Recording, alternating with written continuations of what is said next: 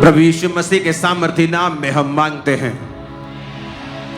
आज मेरा बिलीव है कि परमेश्वर का वर्ड जो आप सुनने जा रहे हैं वो आपके हृदय को आशीषित करेगा,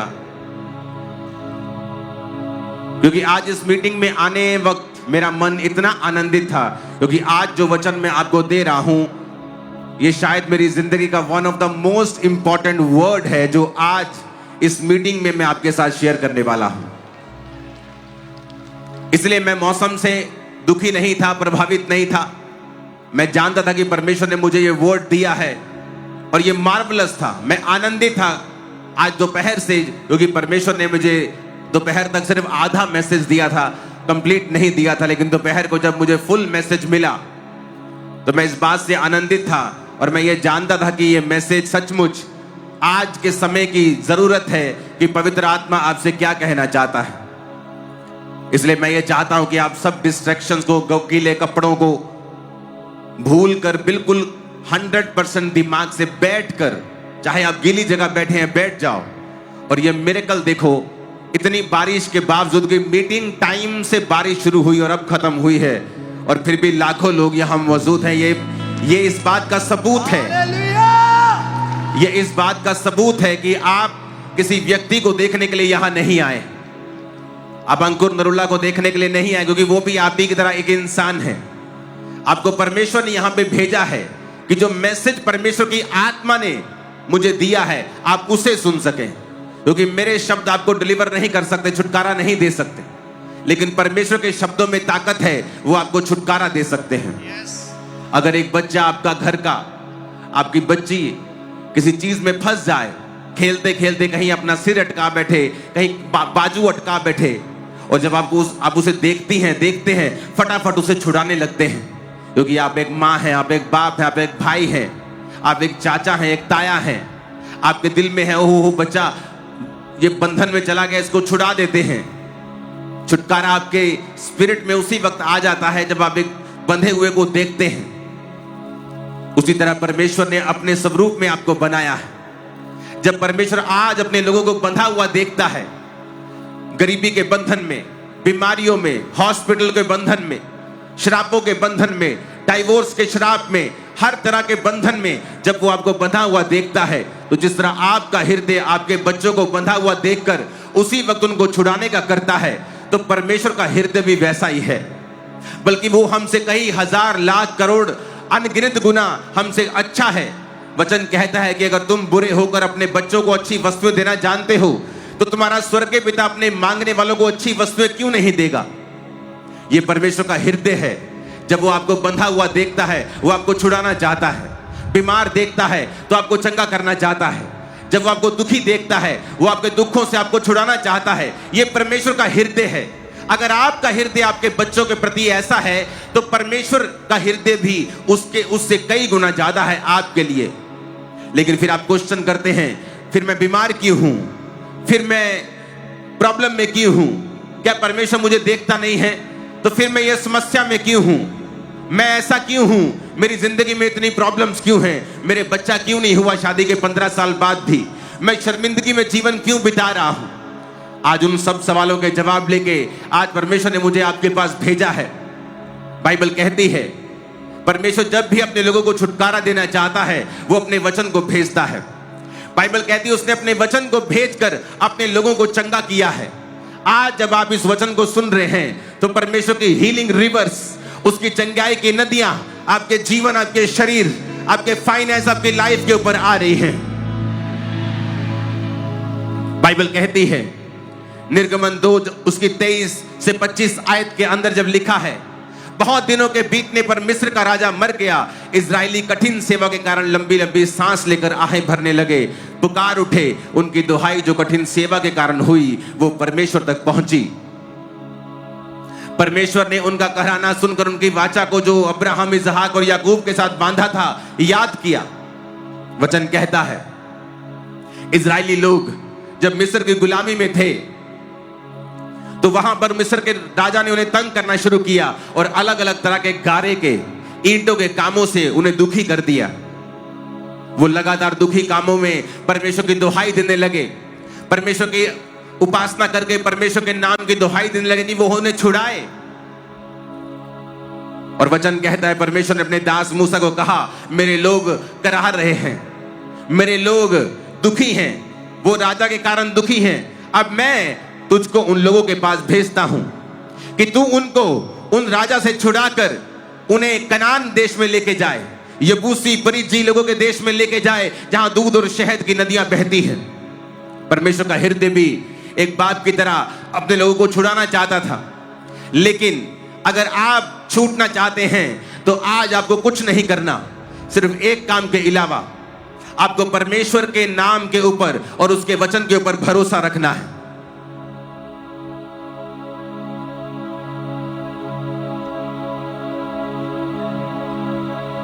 आपको वो सुनना है जो परमेश्वर का आत्मा आपसे कह रहा है। आपको वो ध्यान से बातें सुननी है जो परमेश्वर का आत्मा आज आपसे बोलेगा। जब भी लोगों ने कहा, जब लोगों ने प्रार्थना की परमेश्वर में छुड़ा, परमेश्वर ने अपने दास मूसा को भेजा उन्हें छुड़ाने के लिए। परमेश्वर ने उनके दुखों को इस्तेमाल किया।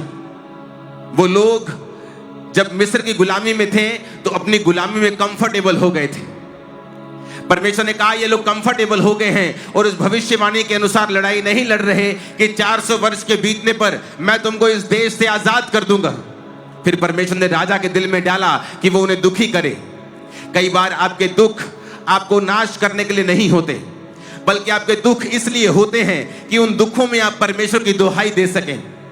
अगर आप ये बात नहीं समझते हैं और दुखों में परमेश्वर के करीब नहीं जाते हैं, आप कभी भी छुटकारा नहीं पा सकते हैं। वो चाहे बीमारियों से हो, चाहे वो दुखों से हो, चाहे वो कलेशों से हो, डिप्रेशन से हो, गरीबी से हो, श्रापों से हो, आप छुटकारा। और फिर उसी वॉलंटियर को मेरे घर में भेजा। उस सिस्टर ने कहा जाओ उस घर में प्रचार करो। वॉलंटियर ने कहा नहीं, मैं वहां नहीं जाऊंगी।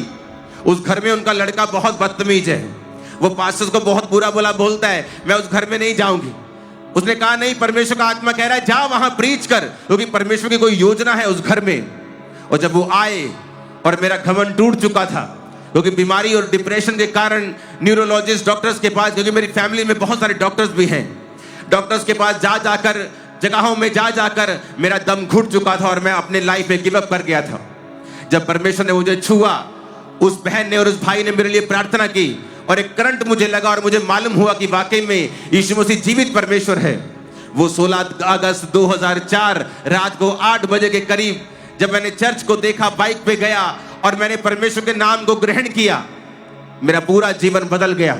मुझे मालूम हुआ जब बाइबल मिली कि जो बाइबल पढ़ना शुरू कर, और जिस दिन ईसाई धर्म नाम का शब्द तो बाइबल में पढ़ लेगा, उस दिन बाइबल पढ़नी बंद कर देना, क्योंकि यीशु मसीह किसी धर्म या जात को तेरे बदलने नहीं, वो तेरे जीवन को बदलने के लिए आए हैं। मुझे समझ आई, परमेश्वर का पीछा मैं करने लगा। समझ आनी शुरू हुई कि परमेश्वर ने कोई धर्म नहीं बनाया, उसने मुझे बनाया। और पाप ने मेरे जीवन में मुसीबत को पैदा किया, बीमारियों को पैदा किया। मैंने यीशु मसीह को अपना उद्धारकर्ता माना, उसके लहू से अपने पापों को धोया, बपतिस्मा लिया, नशे गए, बीमारियां गई, सब कुछ ठीक हो गया। लेकिन समय लगा। परमेश्वर ने मेरे दुखों को इस्तेमाल किया परमेश्वर के करीब जाने के लिए। आज जो मैं आपसे बोलना चाहता हूं बड़ा इंपॉर्टेंट है। क्या आप दुहाई दे रहे हैं या नहीं? दुखों में सब हैं, इजरायली भी हैं, आप भी हैं, बुलाना भी है, धमकाना भी है। लेकिन आपके दुखी होने का मतलब ये नहीं है कि परमेश्वर आपकी सुनेगा। अगर आप बीमार हो जाएं तो इसका मतलब ये नहीं कि आप ठीक हो जाएंगे। अगर आप बहुत दुखी हैं तो जब तक आप डॉक्टर को नहीं ढूंढते हैं और उससे मेडिसिन नहीं खाते हैं, और अगर वो मेडिसिन काम ना करे फिर और सियाना डॉक्टर ढूंढते हैं। परमेश्वर ने कहा, हे आदमियों, हे औरतों, हे बच्चों, अगर तुमको इतनी बुद्धि है कि जब तुम बीमार हो जाते हो तो डॉक्टर के पास चले जाते हो, आंखों की बीमारी होने पर तुम हार्ट के डॉक्टर के पास नहीं चले जाते हो, किडनी का रोग होने पर तुम सिर के डॉक्टर के पास नहीं जाते हो, उसी डॉक्टर के पास जाते हो और दवाई लेते हो और खाते हो और ठीक हो जाते हो, तो तुम्हें क्या ये नहीं पता कि परमेश्वर जब दुखों को भेजता है तो तुम्हें तुम्हारे दुखी होने से तुम्हारे दुख चले नहीं जाते हैं। विश करने से मैं विश करता हूं, काश हाय परमेश्वर मुझे चंगा करे, तुम्हारे दुख या बीमारियां चली नहीं जाती हैं। आपको वो करना पड़ता है जो सही है। अपने पड़ोसी को बोलो, वो करना पड़ता है जो सही है। आज एक स्टोरी मैं आपसे शेयर करूंगा, एक मार्वलस स्टोरी, प्रार्थना की स्टोरी, कि प्रार्थना से क्या क्या नहीं हो सकता है, प्रार्थना करने से क्या बदलाव हमारी जिंदगी में आते हैं। जिस तरह इस्राएलियों ने जब दुहाई दी तो परमेश्वर ने अपने दास मूसा को कहा, मैंने वो दुहाई सुनी है, मैं इस्राएलियों को कहना सुनता हूं मूसा, उनकी दुहाई, उनका रोना, उनकी पीड़ा मेरे कानों तक पहुंची है। अब मैं तुझे भेजता हूं, जा उन लोगों को बता कि मैंने तुम्हारा कहराना सुना है, तुम्हारे आंसू मैंने देखे हैं, और मैं तुमको अब कनान के देश में लेके जाऊंगा और अपने वायदे को जो अब्राहम, इसहाक और याकूब के साथ बांधा था पूरा करूंगा। बाइबल कहती क्योंकि वो प्रार्थना कर रहे थे।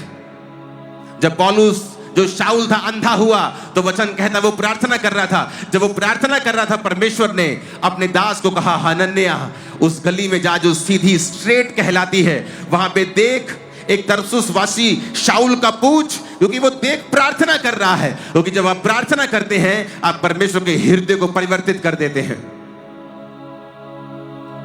ये बात है 1900 ईस्वी की। एक बच्चा एक स्ट्रिक्ट फैमिली में पैदा होता है जो क्रिश्चियन फैमिली थी। अगर आप मूसा की जिंदगी को देखेंगे तो मूसा उस घराने की औलाद था, उसका बाप भी लेवी वंश का था और उसकी मां भी लेवी वंश की थी। अगर आप मूसा की हिस्ट्री को देखेंगे तो जब भी आप राइट कोई चीज करते हैं आपका रिजल्ट हमेशा राइट होता है। अब यहां पर एक फैमिली है जो बड़ी गरीब है, बड़ी पुअर फैमिली है, लेकिन क्रिश्चियन है और स्ट्रिक्ट फैमिली है। उनके घर में एक बच्चा पैदा होता है, उसका नाम रखा जाता है इवान रॉबर्ट्स। जब वो बच्चा पैदा होता है तो उसको सिखाया जाता है, जब वो 10 साल तक उसको strict disciplined life, quite life उसको सिखाई जाती है। और उसके घर में रूल होता है कि रात को तू प्रार्थना करेगा और बाइबल वर्स को याद करके तू सोएगा। जब तक तू बाइबल वर्स को याद नहीं करेगा हम तेरे को तू सोएगा नहीं। तो उस घर में जो एक पुअर फैमिली है, मजदूरी करते थे वो, और मजदूरी भी कहां, कोल माइंस में। ये इंग्लैंड के साथ देश है वेल्स जो यूनाइटेड किंगडम का हिस्सा है, और इस तरह मजदूरी वो करते थे। आपकी स्क्रीन पे वो आ रहा होगा। और ये मजदूर जो होते थे ये कोल की खदानों में, कोयले की खदानों में होते थे।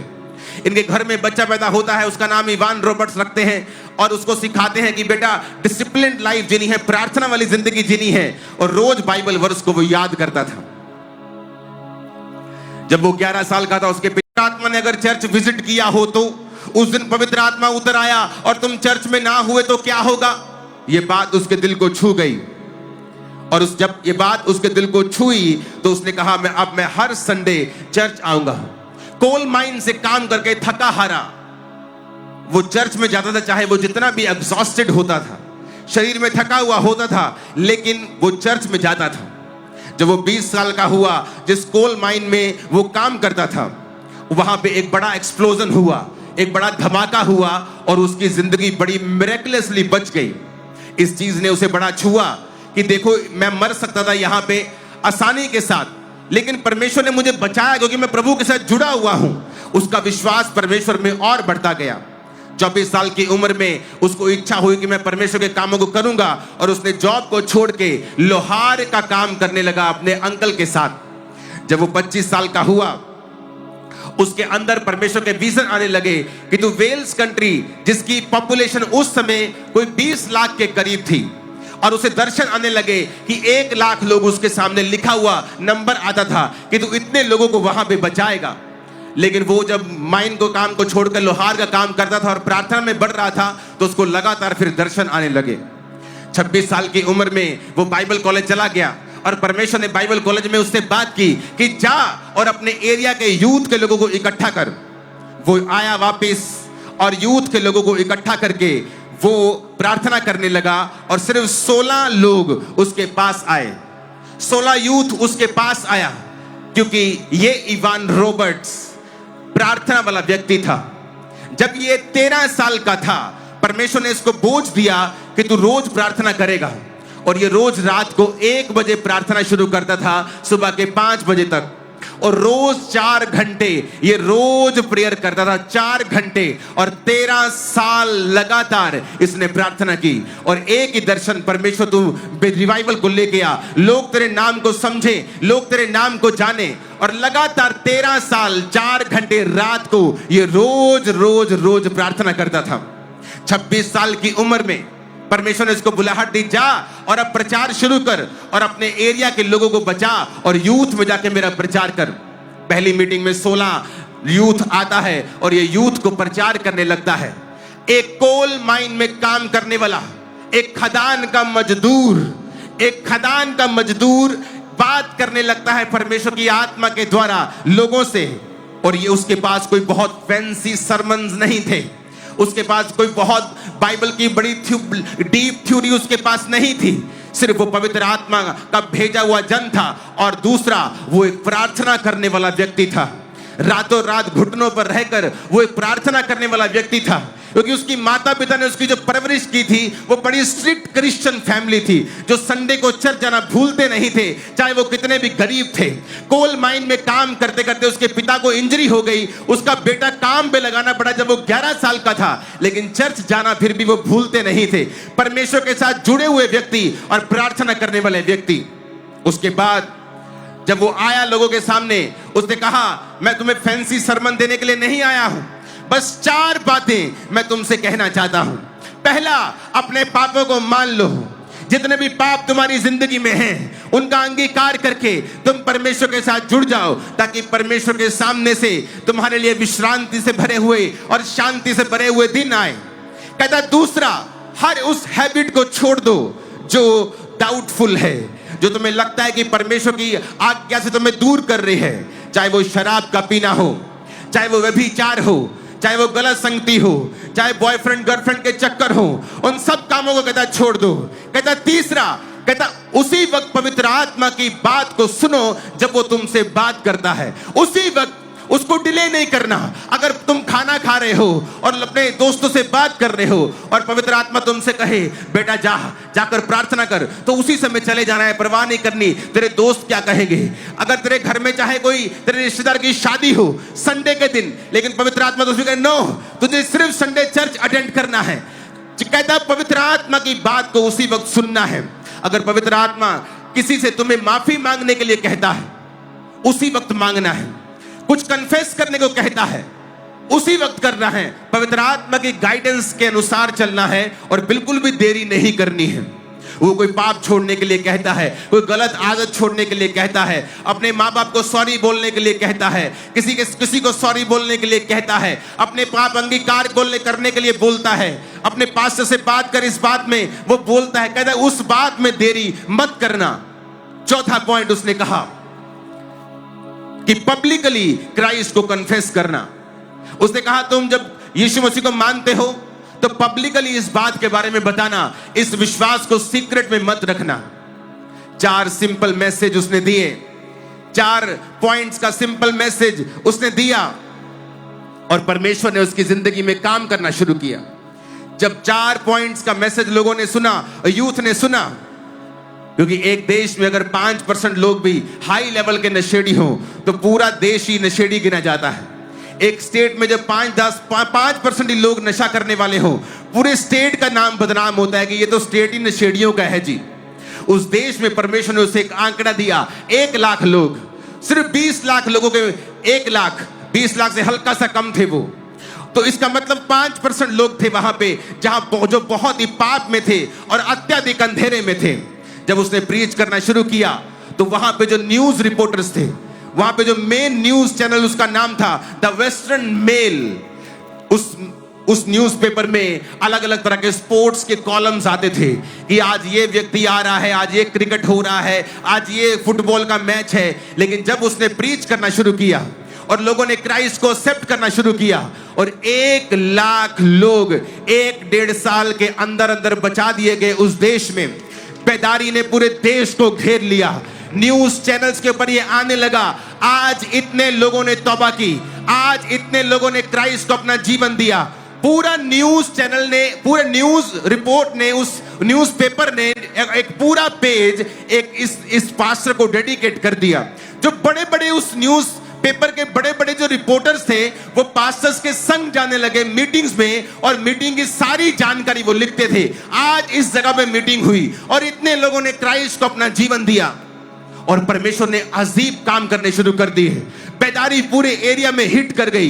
यूथ परमेश्वर का काम करने लगा, वो वर्शिप करने लगे। वर्शिप में रोते थे, चिल्लाते थे, परमेश्वर की स्तुति करते थे, आराधना करते थे। कोई उनको मैड मैन बोलता था, कोई पागल आदमी बोलता था, कोई बोलता था ये दिमाग इनका खराब हो गया है। लेकिन उस एरिया में इतना काम हुआ कि उस एरिया के सारे बार्स, सारे पब बैंकरप्ट हो गए, क्योंकि वो सारे लोगों ने शराब पीना बंद कर दिया और पब्स में जाना बंद कर दिया। उन पब्स ने, जिन न्यूज़पेपर्स की मैं बात कर रहा हूं, वो क्रिश्चियन न्यूज़पेपर्स नहीं थे, वो वहां के सेकुलर न्यूज़पेपर थे। इसका मतलब वो सब धर्मों को मानने वाला न्यूज़पेपर था। इसका मतलब ये नहीं कि वो क्रिश्चियन न्यूज़ दे रहा है तो शायद वो क्रिश्चियन होगा, एक्साइटेड हो गया होगा कि मेरे धर्म का काम हो रहा है, लेकिन ऐसा नहीं था। वो एक सेकुलर न्यूज़पेपर था और वो लगातार छाप रहा था कि रिवाइवल हिट कर चुका है वेल्स को। वेल्श रिवाइवल 1904 और 5, 1904 और 5 का वेल्श रिवाइवल वो लिखा हुआ न्यूज़पेपर के ऊपर आता था। आज इतने लोगों ने तौबा की, आज इतने लोगों ने क्राइस्ट को अपना जीवन दिया। शराब पीनी बंद कर दी लोगों ने। पब्स ने रिटन डॉक्यूमेंट लिखा, पब्स और बार के मालिकों ने अपने लेटर हेड्स के ऊपर लिखा और कंप्लेंट की कि जब से इस व्यक्ति ने इस शहर में प्रचार करना शुरू किया है, हमारे पब्स बंद हो गए हैं, हम बैंकरप्ट हो गए हैं, क्योंकि जो लोग शराब पीने के लिए हमारे पास आते थे वो सारे चर्च जाने लगे हैं।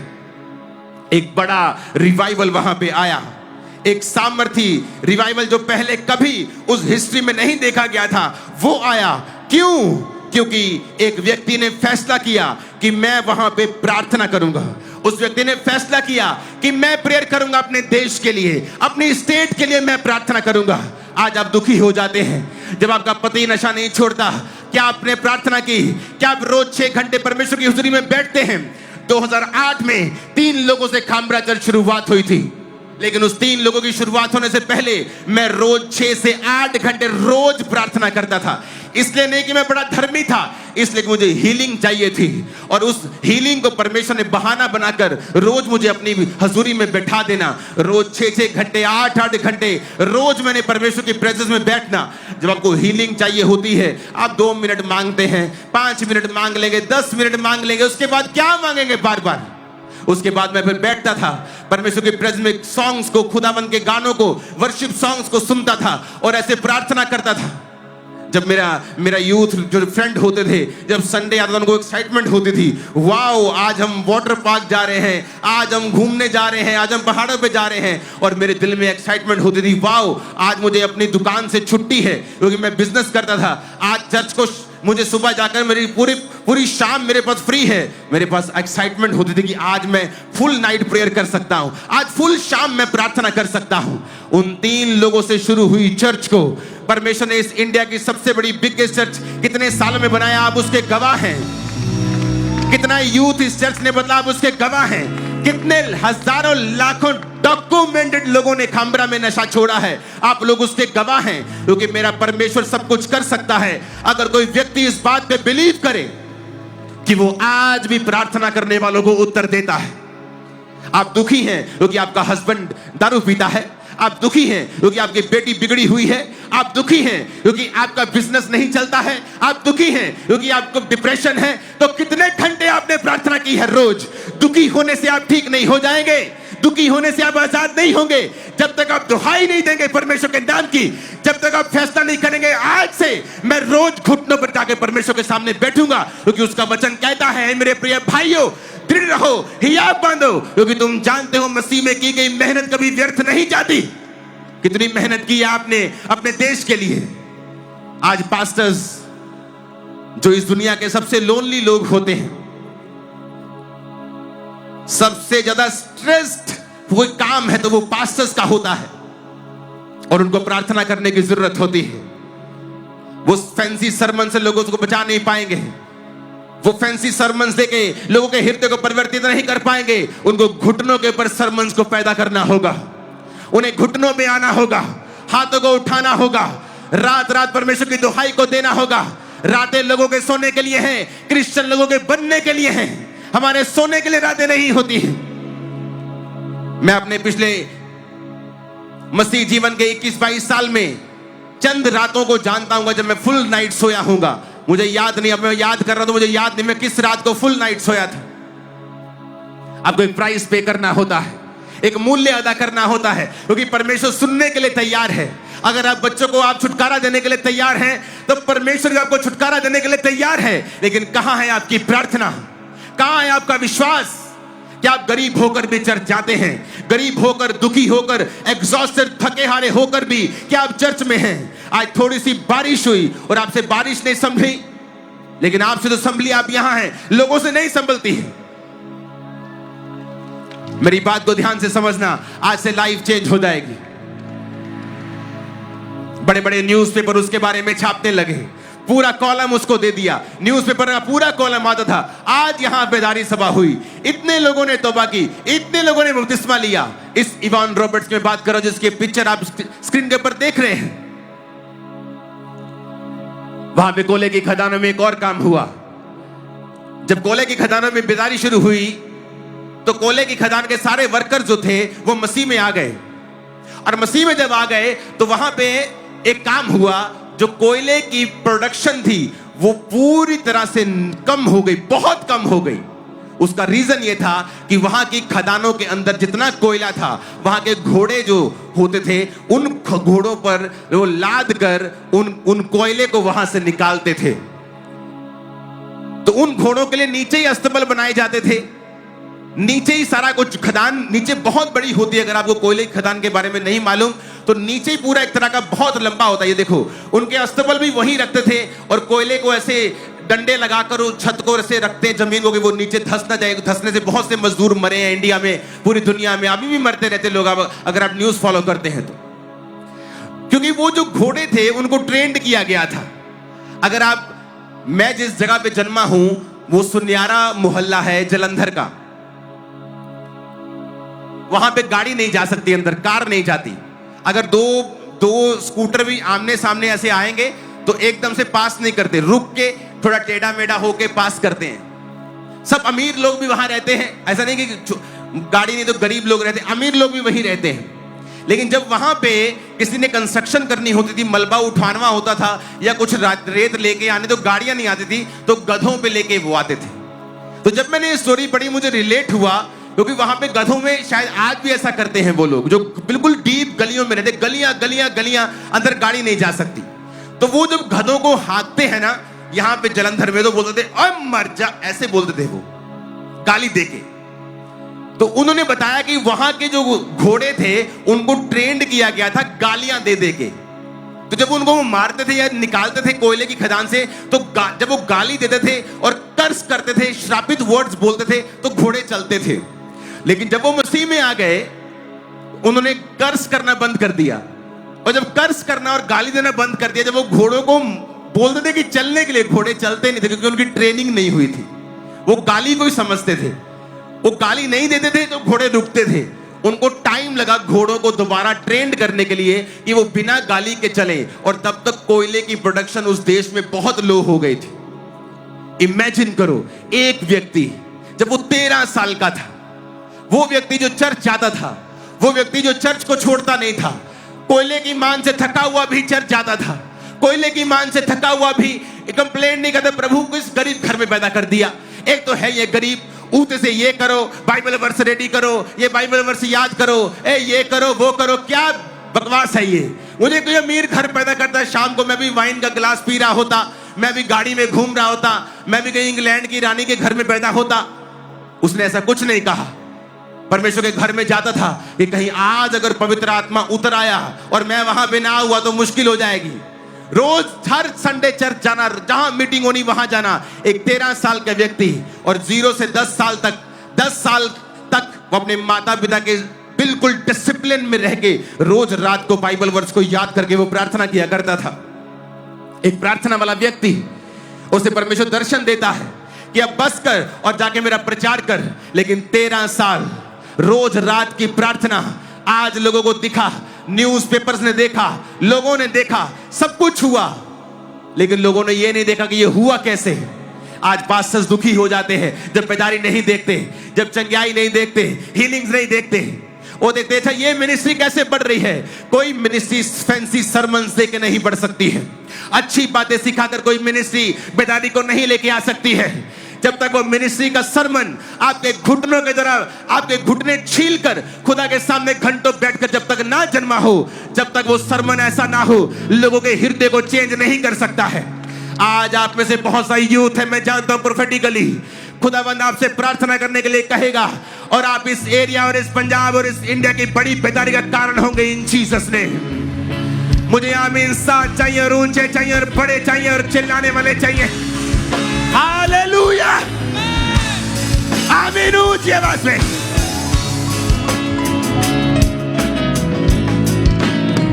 सात बार आमीन बोलो ऊंची आवाज में।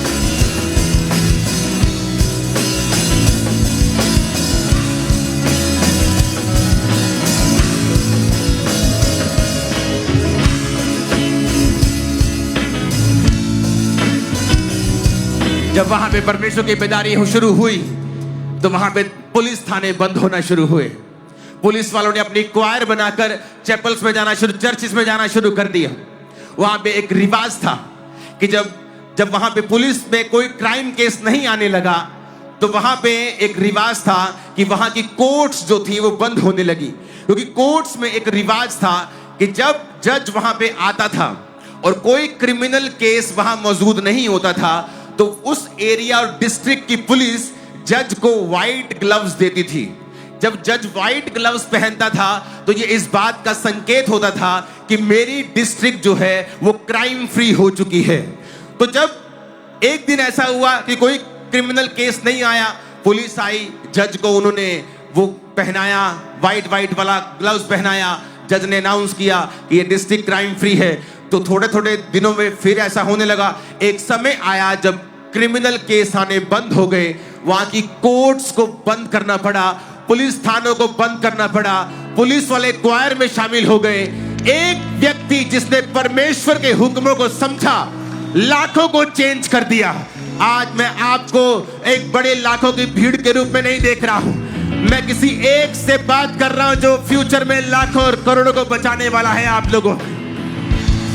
मैं किसी एक से बात कर रहा हूं जिसके द्वारा उसका घराना बचाया जाएगा इसी साल और अगले साल।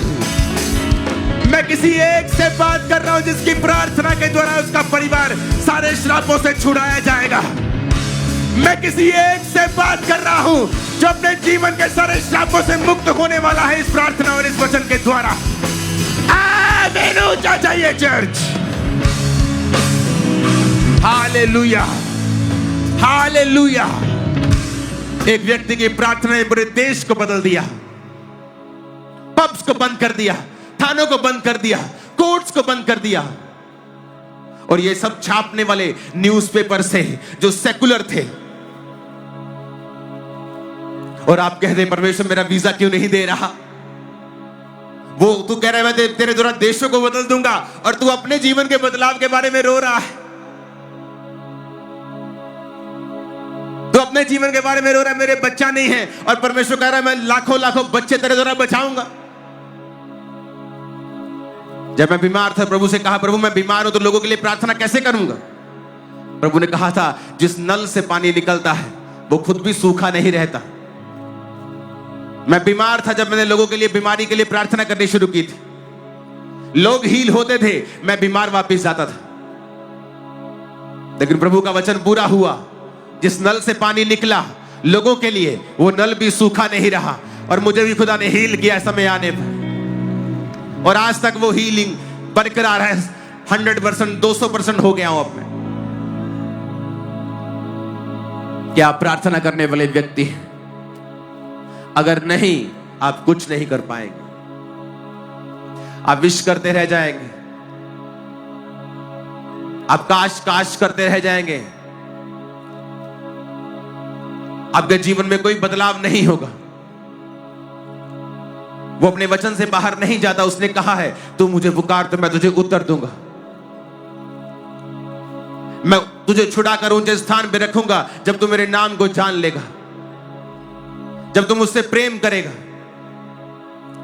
आप खुदा से प्रेम करते हैं तो चर्च कैसे छोड़ दिया, शराब कैसे पीनी शुरू कर दी, रिलेशनशिप में कैसे चले गए, किन हाथों से व्हाट्सएप पे गंदे मैसेज किए, किन हाथों से, किन आंखों से उस ब्लू मूवी को देखा। आज सोशल मीडिया ने आपकी जिंदगी बर्बाद कर दी। पाप आपके हाथों में ही है। झट नंगे लोगों को आप देख सकते हैं 2 सेकंड के अंदर। पास्टर्स भी इससे इफेक्टेड हैं, आज बहुत सा यूथ इससे इफेक्टेड है। कैसे बदलाव होगा जब शैतान इतने आधुनिक हथियारों के साथ आपकी जिंदगी में काम कर रहा है? जब तक आप तौबा नहीं करेंगे, हर डाउटफुल हैबिट को आप छोड़ेंगे नहीं, जब तक आप परमेश्वर की आत्मा की बात को उसी वक्त से सुनना नहीं शुरू करेंगे। अगर वो कहता है मेरी बेटी, मेरे बेटे, आज से इस जीवित चर्च में जाना है, मेरी बेटी आज से तुमने 4 घंटे प्रार्थना करनी है, कैसे बदलाव होगा? अपने आप बदलाव नहीं होगा। फिर परमेश्वर दुखों को भेजेगा कि ये खुद प्रार्थना नहीं कर रहा तो शायद मैं दुखों को भेजूं तो तब ये मेरी तरफ मुड़े। और यही कारण है आज बहुत सारे लोग दुखों में हैं कि परमेश्वर ये चाहता है कि ये मेरी ओर मुड़े, ये बेदारी का हिस्सा हूं, ये प्रार्थना करें, ये मेरी ओर आए ताकि मैं इनकी जिंदगी में बड़े काम करूं।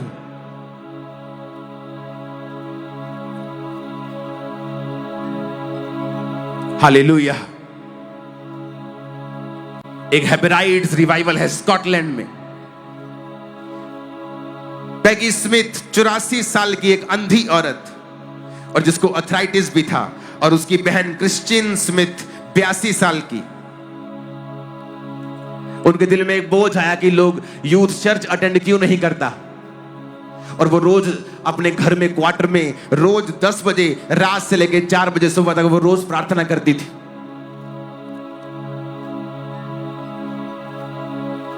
अंधी थी और अर्थराइटिस का रोग भी था उनको।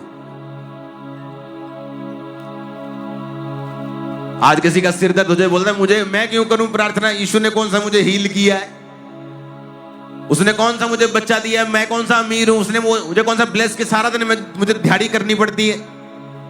प्रार्थना की उसने 6 घंटे रोज। एक दिन अचानक से उन्होंने एक पास्टर को इनवाइट किया जिसका नाम डंकन कैम्पबेल था, और उनके घर में एक रात्रि सर्विस होती है, और उस रात्रि सर्विस में परमेश्वर इतना लोगों को छूता है कि वो सर्विस के बाद एक बेदारी शुरू होती है। उस पूरे आइलैंड में लोग उसके घरों की ओर, एल्मोलोंगा 1970 में वहां पे लोग इतने गरीब थे और वहां पे डोमेस्टिक वायलेंस थी, गृह युद्ध चल रहा था, शराब बहुत ज्यादा लोग पीते थे, विचक्राफ्ट बहुत करते थे, जाल टूना बड़ा करते थे, और जो सॉइल वहां की थी, जो मिट्टी वहां की थी, वो अन्न नहीं दे रही थी, वो ज्यादा अन्न वहां पे नहीं देती थी। वहां पे एक लोकल पास्टर मेरियानो एक फास्टिंग और प्रेयर की चेन चलाते हैं और उसका नाम रखते हैं स्पिरिचुअल वॉरफेयर, और प्रभु से कहते हैं प्रभु यहां की पॉवर्टी के साइकिल को, श्राप को तू तोड़ दे, और वो प्रार्थना करना शुरू करते हैं। अगले 20 साल के अंदर अंदर उस देश में इतना रिवाइवल आता है, उस आइलैंड पे इतना रिवाइवल आता है कि वहां पे 4 प्रिजन्स पूरी तरह से खाली हो जाते हैं। लास्ट प्रिजन बचता है, उसे भी एक दिन ऑफिशियली क्लोज करके उसे कम्युनिटी हॉल में बदल दिया जाता है। वहां की सॉइल पे परमेश्वर इतनी कृपा करता है कि वहां की सब्जियां दुनिया की सबसे बड़ी सब्जियों में आज एक कहलाती है। अगर आप वहां की सब्जियां देखेंगे, वो देखो लोगों ने हाथ में पकड़ी है, वो असली गाजर है, एआई पिक्चर्स नहीं है, आप देख लेना वहां पे, आप इसको सर्च करना, सब्जियों की पिक्चर्स आप पूरी तरह से और भी दिखाओ, और भी पिक्चर्स आपके पास होंगी।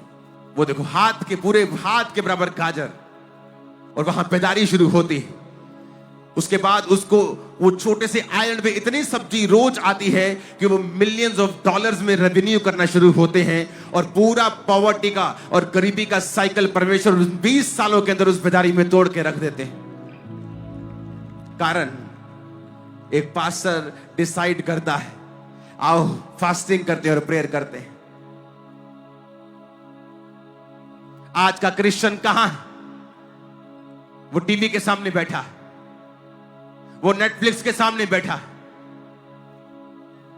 वो शादियों में मगरूर है, बिजी है, काम धंधे में लगा हुआ है, लेकिन ये चीजें आपको छुड़ा नहीं सकती। उसे छुटकारा चाहिए, लेकिन वो जानता नहीं छुटकारा होगा कैसे। अगर रोने से छुटकारा हो जाता तो दुनिया को कोई भी आदमी मरता ना। अपने जवान हस्बैंड को मरता देके फिर वो औरतें रोती और उसको बचा लेती, लेकिन ऐसा होता नहीं है। अगर एक अंधी औरत की प्रार्थना से पूरा आइलैंड, पूरा वो एरिया बदल सकता है, वहां के जेल्स बंद हो सकती हैं, एक जेल को बंद करके कम्युनिटी हॉल में बदल दिया जा सकता है, तो आप क्या प्रार्थना नहीं कर सकते? जब लोग मेरे पास आते हैं, मेरी फैमिली में ट्रबल है, मैं बोलता हूं प्रार्थना करो, मुझे लगता है कि प्रार्थना मतलब प्रभु से एक बार बोलेंगे प्रभु जी करो कुछ। प्रार्थना मतलब प्रार्थना करो 2 घंटे, 3 घंटे, 4 घंटे, 5 घंटे, 6 घंटे, 8 घंटे। कब? रोज। जब तक रिजल्ट नहीं आता रोज करो। मैंने सालों प्रेयर की। अपनी लाइफ का बिगेस्ट ब्रेक थ्रू पाने से पहले मैंने 10 साल रोज प्रार्थना की, और किसी किसी दिन 8 घंटे भी की। इसलिए नहीं कि मैं बड़ा धर्मी हूं, इसलिए कि मुझे छुटकारा चाहिए था। परमेश्वर ने मेरे दुखों को इस्तेमाल किया। मेंटली अपसेट के अटैक्स में बाइबल पढ़ना जरूरी होता था, क्योंकि दुष्ट आत्मा मुझे छोड़ के चला जाता था जब बाइबल पढ़ता था। इसी कारण से नया नियम 5-6 दिन में, 4 दिन में पूरा पढ़ लेता था। आज मुझे बाइबल याद है, बाइबल के वचनों की नॉलेज है। इसलिए नहीं कि मैं धर्मी था और बाइबल को खोज रहा था, इसलिए कि मैं दुखी था और परमेश्वर ने मुझे इस दुख में सिखाया बाइबल पढ़ना। लेकिन आज जब बाइबल में पढ़ता हूं, मैं दुखी हूं इसलिए नहीं पढ़ता हूं, वो मुझे आदत डाल दी परमेश्वर ने बाइबल पढ़ने की। प्रार्थना इसलिए नहीं करता, मुझे छुटकारा चाहिए, मैं छुटकारा पा चुका हूं, लेकिन आज मुझे आदत है घंटों प्रार्थना करने की। और यही बेदारी का कारण है। मेरी बेदारी का कारण कोई इंतजाम नहीं है। आप क्या इंतजाम कर लेंगे? इतनी बारिश में क्या कर लेंगे? सब फेल हो सकता है। लेकिन खुदा की प्रेजेंस जब आपके साथ होती है, जब आप प्रार्थना करने वाले व्यक्ति होते हैं, आप समझते हैं कि आपको प्रेयर के लिए कॉल किया गया है। बाइबल में परमेश्वर ने कहा मेरा घर प्रार्थना का घर कहलाएगा। चर्चिस को प्रार्थना का घर परमेश्वर ने बोला गया है। लेकिन आज वो क्या बन चुके हैं? व्यभिचार का अड्डा, चोरी का अड्डा, पुलपट के ऊपर एक दूसरे को छीलना, एक दूसरे के ऊपर तोहमतें लगानी, एक दूसरे को नीचा करना।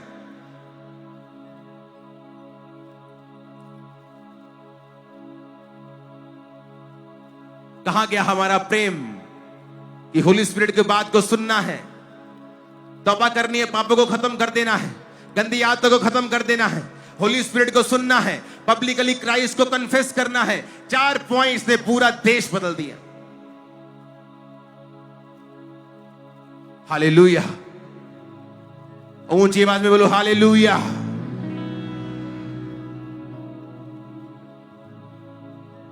क्या नहीं कर सकता खुदा? क्या नहीं कर सकता? जब आपकी लाइफ में आपको लगेगा कि अब एक भी रात में निकाल नहीं सकता हूं, अगली सुबह आपकी जिंदगी की सबसे खूबसूरत सुबह होगी। जब आपको लगेगा कि नहीं ये हल नहीं हो सकता, medically it is impossible, naturally ये इम्पॉसिबल है, एक दिन आएगा जब आप बड़ा मिरेकल देखेंगे। अगर आप खुदा के साथ लगे रहेंगे, खुदा के साथ जुड़े रहेंगे, जो राइट है वो करेंगे। कब राइट करेंगे? जब सब कुछ अच्छा चल रहा है, तब तो हर बंदा राइट कर सकता है। एक लेवी घराने का पुरुष एक लेवी घराने की औरत के साथ तब शादी करता है जब वो मोस्ट डिप्रेस्ड टाइम था। इजरायली हिस्ट्री का द मोस्ट डिप्रेस्ड टाइम, जब राजा उनको बिल्कुल दुखी कर रहा था, तब मूसा पैदा होता है। आप अच्छा करें तब, जब सब कुछ अच्छा चल रहा है वो तो सब कर सकते हैं, लेकिन जब आपकी लाइफ का डिप्रेस टाइम है, क्या तब भी आप राइट थिंग करने के लिए तैयार हैं? जब आपकी लाइफ में मुसीबतें हैं और तब भी आप सही चीज करने के लिए तैयार हैं, तो याद रखना आपके छुटकारे की शुरुआत हो चुकी है। वो गरीबी से छुटकारा, शर्मिंदगी से, श्रापों से, ट्रबल से। डैनियल की लाइफ में बड़ा बंधन कि उसको पकड़ के लेके जाते हैं, अब तू हमारे राजा के अधीन रह के उसके दरबार में आया करेगा। इतने डिप्रेस टाइम में भी कहता मैं वही खाऊंगा जो बाइबल कहती है, जो बाइबल नहीं कहती मैं वो नहीं खाऊंगा चाहे मुझे मरना पड़े। और हम कहते हैं आज मैं दुखी था, आज मुझे मेरा वीजा फिर से 7वीं बार रिजेक्ट हो गया, मैं शराब पी के आया हूं घर। और मैंने अपनी गर्लफ्रेंड से बात भी की है, क्योंकि आज मैं दुखी था, आज मैं दुखी थी। मैंने 7 घंटे टीवी देखा है, मैंने प्रेयर भी नहीं की 3 दिन से। क्यों? क्योंकि मैं दुखी थी। आप जब दुख में सही चीज नहीं करते हैं, वो दुख लंबा चलता है, पीढ़ी दर पीढ़ी फिर आगे चलता है। क्योंकि परमेश्वर आपको छुटकारा तभी देता है जब आप वचन पूरा करते हैं। उसने कहा मैं यीशु नाम से कोई दुनिया में बड़ी चीज नहीं कहता, यीशु नाम से भी एक चीज बड़ी है, वो है मेरा वचन। और वचन में लिखा है तू मुझे पुकार तो मैं तुझे उत्तर दूंगा, बिना पुकारे नहीं दूंगा। तू मेहनत करेगा मैं सफल करूंगा, तो दुहाई देगा मैं उत्तर दूंगा। और आज लोग आधे घंटे की प्रार्थना को दुहाई समझ बैठे हैं। महीने में 1 संडे चर्च जाके, बाकी साल में 2 बार क्रिसमस और ईस्टर पे चर्च जाके अपने आप को क्रिश्चियन समझे बैठे हैं। आप कहां क्रिश्चियन हैं? आपसे ज्यादा तो अन्य जाते हैं लोग चर्च, इतना तो वो चर्च चले जाते हैं चर्च में जितना आप जाते हैं। टाइट हम देते नहीं, हमारा गुजारा नहीं होता। इसलिए नहीं होता क्योंकि तुमको पहले अगर पैसे में छुटकारा चाहिए तो अपना पैसा खुदा के कामों में देना सीखो। इसलिए आज बेदारी नहीं है, क्योंकि कलीसियाएं और पास्टर्स प्रार्थना में नहीं। जब ये चर्च बड़ी हुई और चर्च में 500 लोग आने लगे तो परमेश्वर ने कहा चाहे तेरी चर्च बढ़ जाए और तुझे विजिट करनी पड़ती है, लेकिन प्रार्थना का समय कम नहीं होना चाहिए। मैंने लोगों को समझाया कि देखो पहले तुम मेरे पास 100 लोग थे, मैं सबके घर में महीने में 1 बार आ जाता था। अब मेरे पास 500 लोग हैं। अगर आप सब बोलोगे मैं एक बार आपके महीने में घर आऊं तो मैं प्रार्थना नहीं कर पाऊंगा।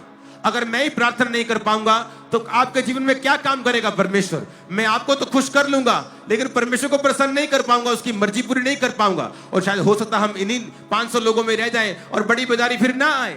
लोगों ने मेरी बात को समझा और कहा पास्टर जी आप प्रार्थना करें, हम आपके लिए प्रेयर करेंगे, हमें जरूरत नहीं है। प्रार्थना की, मेरी प्रार्थना का समय कम नहीं हुआ। बेदारी आई, वो बेदारी आज दुनिया ने देखी है। आज हम वर्ल्ड के लिए एक एग्जाम्पल है कि 40 डिग्री हो या -1 हो या बारिश हो, ये कैसी चर्च जो लाखों में बैठी रहती है बिना रुके थके, बारिश आंधी तूफान कोई मतलब नहीं। जो कलीसिया घुटनों से जन्मेगी, प्रार्थना से जन्मेगी, वचन से जन्मेगी। और वो वचन जो आपने परमेश्वर की हजूरी में लिया, जो आपने प्रीच करने के लिए नहीं पढ़ा, जो आपने रियल में खुदा की आत्मा से लिया है, वो लोगों के हृदय को परिवर्तित करता है। अगली बार जब पठानकोट में मैं आऊंगा, मैं 2 दिन के लिए आऊंगा, 2 रातों के लिए आऊंगा।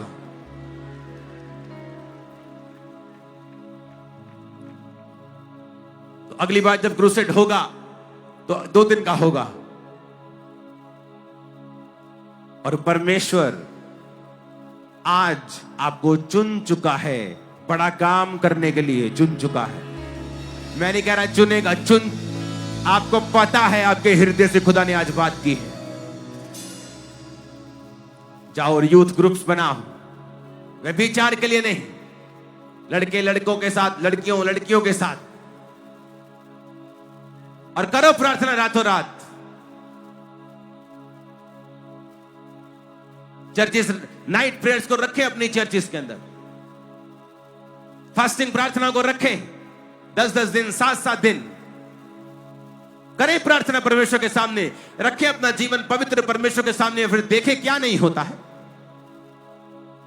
8 साल के अंदर, 2008 से लेके 2014 तक 6 साल के अंदर मैंने 8 जगहें बदली हैं चर्च की, क्योंकि जिस जगह को मैं लेता था वो लोगों से भर जाती थी।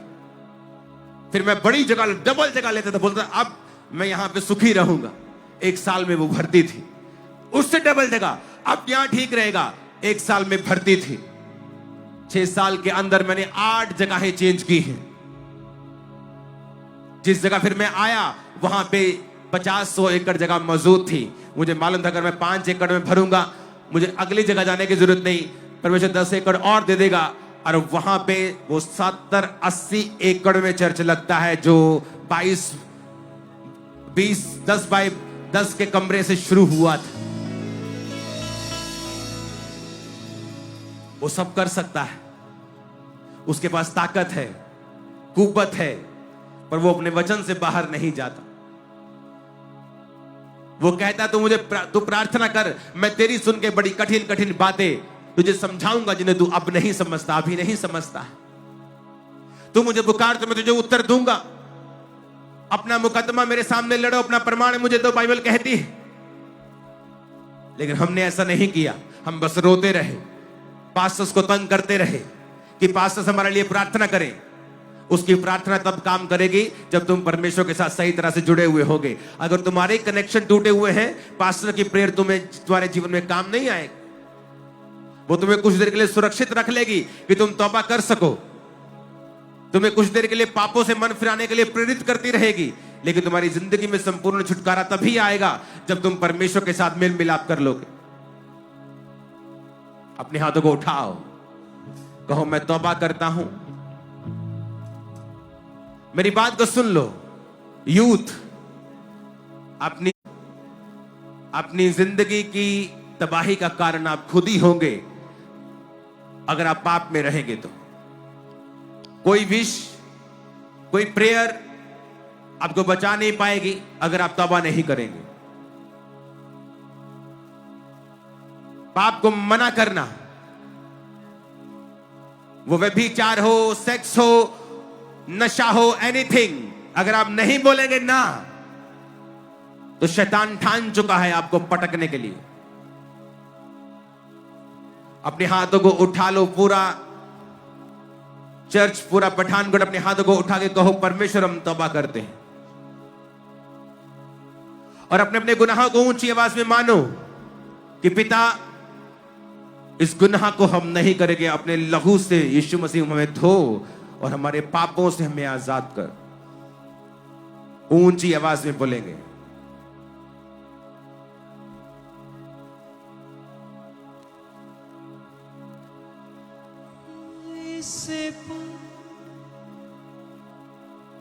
हाथों को उठा के फिर कहेंगे परमेश्वर मैं हर एक उस गलत आदत को,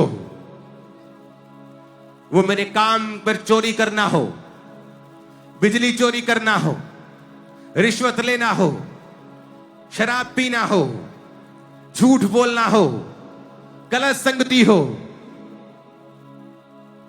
फालतू टाइम टीवी देखने का हो, मैं उसे आज इसी जगह पर आज छोड़ देता हूं।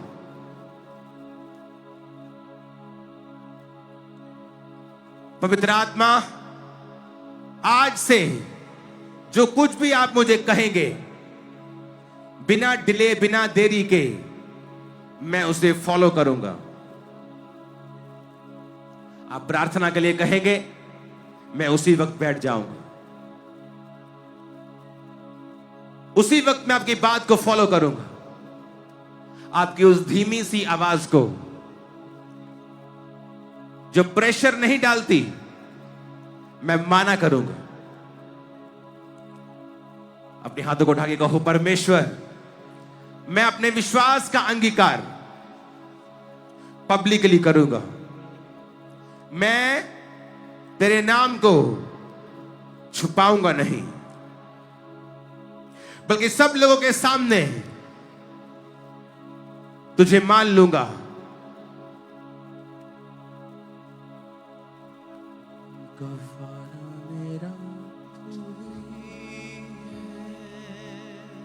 सहारा मेरा तू ही, कफारा मेरा